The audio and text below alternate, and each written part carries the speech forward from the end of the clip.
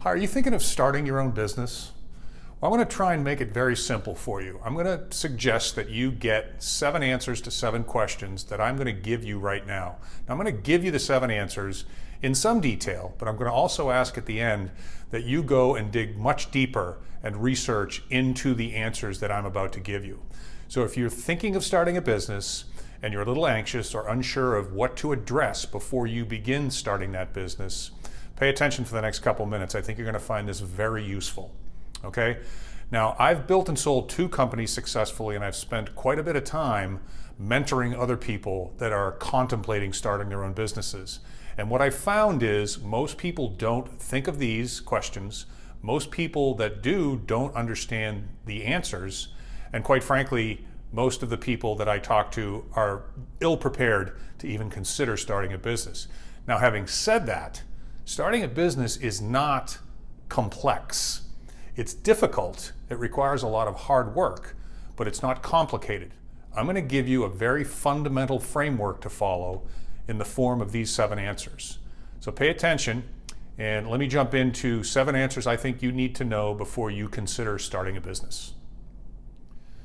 Number 1, are you an expert in your field? Now, you might think, well, do I have to be an expert in my field to start my own business? And I would tell you, no, you don't. But if you're not an expert, someone in the decision-making process, someone in the funding process, someone in the oversight or management process, one of your partners has to be. And maybe you can cobble the expertise together from a couple of partners, but as a collective whole, the ownership needs to be a collective expert in the business. So I wouldn't suggest that you need to be an expert as an individual. I would suggest that it's something that you care about and quite likely are passionate about, but you don't specifically have to be the expert as long as you collectively have people in the ownership circle that all together compromise expertise. So that's number 1. Number 2, what is your unique selling proposition?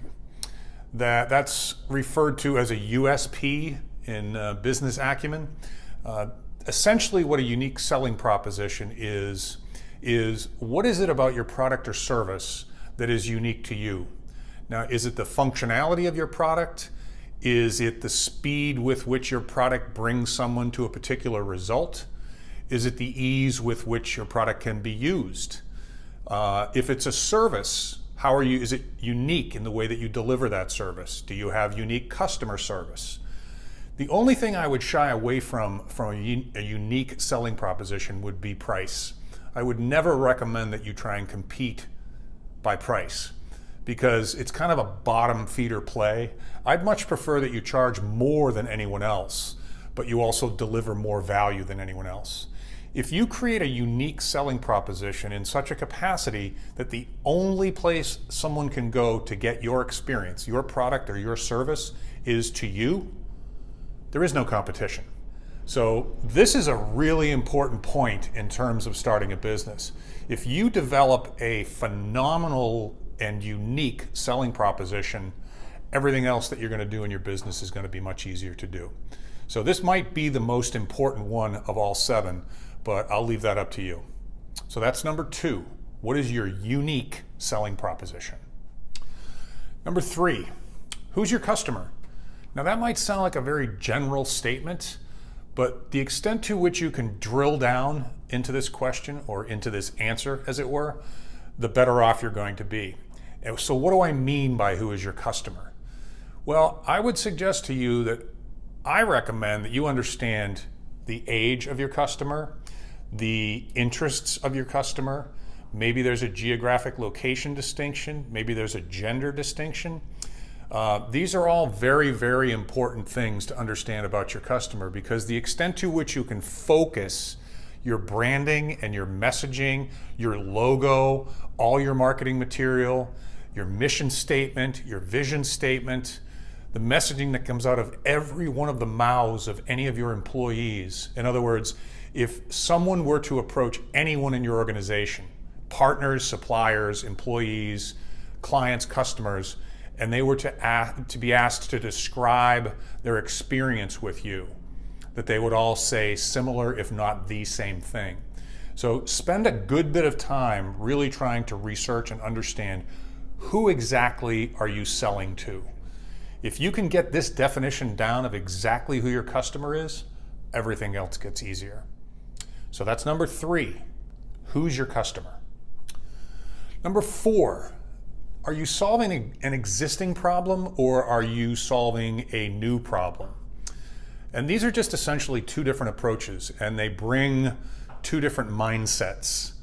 Just very simply, if you are solving an existing problem, then chances are this is a problem that's been around forever and will be around forever. And I think the perfect example is weight loss.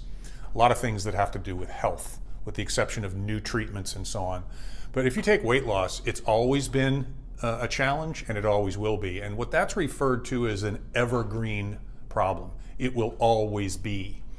And when you're solving an existing problem, you really have to go back to that unique selling proposition. So really, your biggest task with an existing problem is how unique is your solution?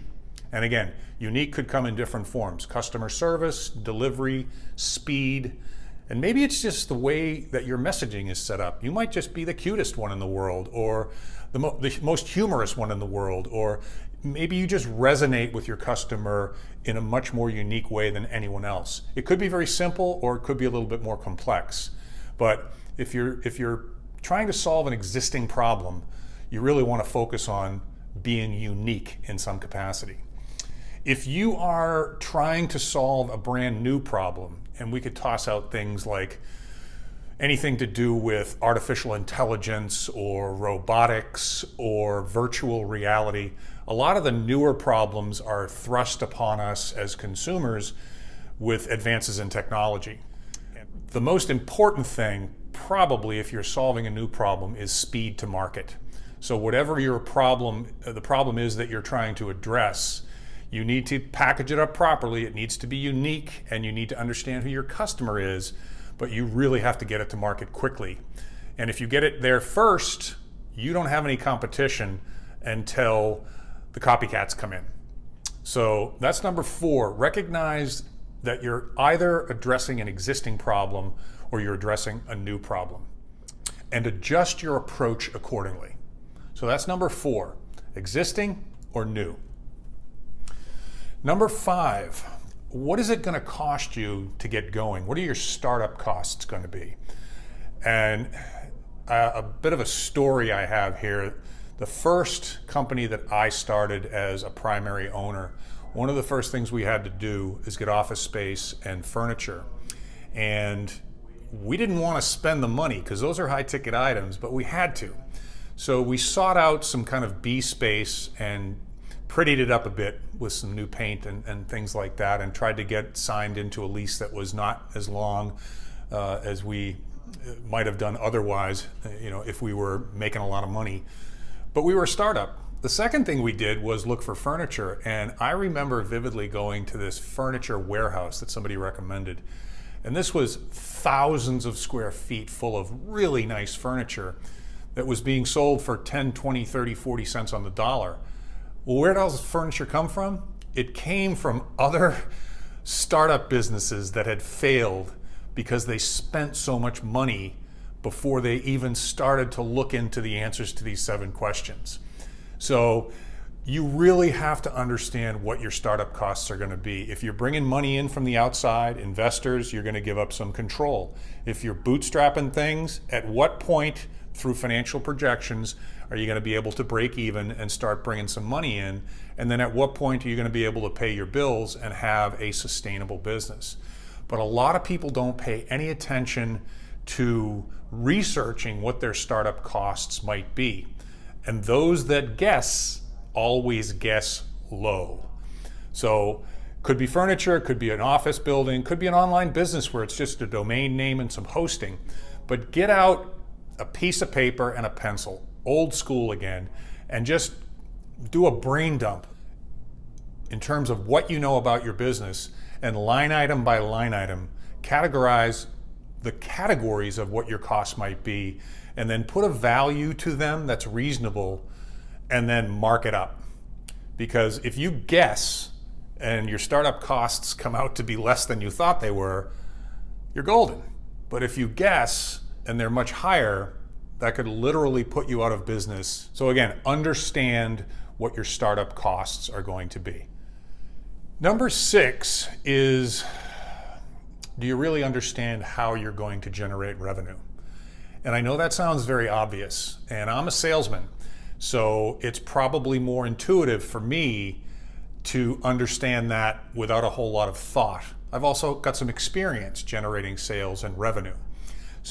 But think about it like this. Another thing that when I mentor young people or anyone that's not had the experience of starting and building a business, they think that having a great product or a great service or a unique product or a unique service, it'll just sell itself. I've never seen that happen, and I don't expect that it ever will. Now, I'm sure there are people that have invented things, fad-like things, or very unique technological advancements, and through happenstance or circumstance or sheer luck, somebody with a large audience grabbed it, loved it, and told the world about it, and the marketing was by advocate, by word of mouth, by referral. I wouldn't depend on that. So I think in order to understand how you're going to generate revenue, you have to think through the selling process, the sales partners you might have, the advocates you might have, a referral network, branding, messaging, social media, any kinds of details involved in how are we going to get our product or service into the hands of our first customer, and then how are we going to expand from our first to second, and so on and so on. It's a big topic that requires a separate video to give you the complete solution. And frankly, if I didn't understand your specific business or the circumstances around it, I'd be shooting blanks at a wall. But think about the process specifically. How are we going to generate that first dollar of revenue? And how are we going to build on that to generate increasing amounts of revenue over time? Things don't sell themselves. That's number 6. How are you going to generate revenue? Make sales. The last one, number 7, is how are you going to generate profits? And you may think to yourself, well, we just talked about selling and generating sales. That's great. That's not profits. Okay? This is a combination of all the other things we've talked about. But profits are what you take in after you generate revenue and you flush all the necessary and reasonable and related expenses through the process of paying for the ability to generate that revenue. So you could be generating $10 million in revenue and go out of business tomorrow because you're incurring $11 million in expenses. So this is why cash flow projections, financial projections, business plans, profit and loss statements, there's a thing called a SWOT analysis, which I would highly recommend you do. And that stands for strengths, weaknesses, opportunities, and threats. And it's essentially an exercise that makes you go through the diligence of understanding where are the opportunities, what are your strengths, what are your weaknesses, and what threats might be ahead of you in the marketplace that you've chosen to do business. So how you're going to generate profits doesn't just fall out of the sky when you determine your unique selling proposition, how you're going to sell this thing, who your customer is, and so on. There's a whole additional exercise to determine how you get from revenue to profits. So everything I just mentioned, the business plan process, the SWOT analysis, some cash flow projections, and just the rigor that goes into thinking through all of these things. You don't necessarily have to be a genius to do this stuff. Really, the best thing about what I've just shared with you is think about this stuff and then go out and learn how to address these issues. And then as you build your business, you'll refine those skills and you'll continuously learn more and more. But if you take these 7 questions and ask yourself these 7 questions and then take the answers I've just given you and the recommendations I've just given you and go real deep into all 7, you're going to be far more prepared than 95% of the other people that I've come in contact with that have tried to start their own businesses and failed. And frankly, this is why 80+% of new businesses fail. It's not because of money, it's not because of bad ideas. It's because people don't take the necessary rigor and get into the necessary detail that they should before they make any effort or spend any money on a new business.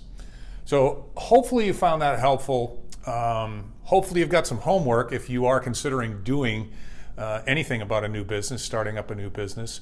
And we do talk a lot about this at 7pillarsglobal.com. So I'd be very interested in your comments below, and I would also be happy to answer whatever questions you might have if you put them in the comments. And I'll also drop some related links, if you will, some other resources that might be helpful if you really want to speed up the process of getting that door open on your new business. So thanks for your time, and we'll see you in the next video.